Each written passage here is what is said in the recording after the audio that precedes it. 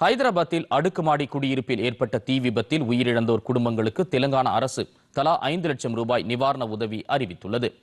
தெலுங்கானா மாநிலம் ஹைதராபாத்தில் உள்ள குல்சார் ஹவுஸில் உள்ள குடியிருப்பில் மின் கசிவு காரணமாக இன்று காலை தீ விபத்து ஏற்பட்டது.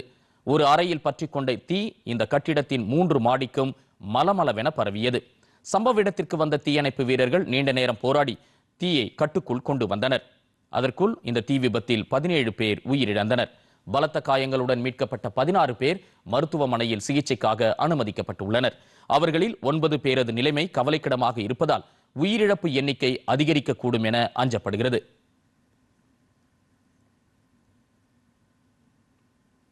இந்த விபத்து நடந்த இடத்தை ஆய்வு செய்த தெலங்கானா துணை முதலமைச்சர் பட்டி விக்ரமார்க்கு மல்லு தீயணைக்கும் பணியில் ஈடுபட்ட தீயணைப்பு படை அதிகாரி ஒருவர் பலத்த தீக்காயத்துடன் மருத்துவமனையில் அனுமதிக்கப்பட்டுள்ளதாக கூறினார். நிலைமையை தொடர்ந்து கண்காணித்து வருவதாகவும் உயிரிழந்தோர் குடும்பத்தினருக்கு தலா 5 லட்சம் ரூபாய் அறிவிக்கப்பட்டுள்ளதாகவும் அவர் தெரிவித்தார். இதனிடையே விபத்தில் உயிரிழந்தவர்களுக்கு இரங்கல் தெரிவித்துள்ள பிரதமர் நரேந்திர மோடி உயிரிழந்தவர்களின் குடும்பங்களுக்கு தலா 2 லட்சம் ரூபாயும் காயமடைந்தவர்களுக்கு தலா 50,000 ரூபாயும் நிவாரணம் வழங்கப்படும் என அறிவித்துள்ளார்.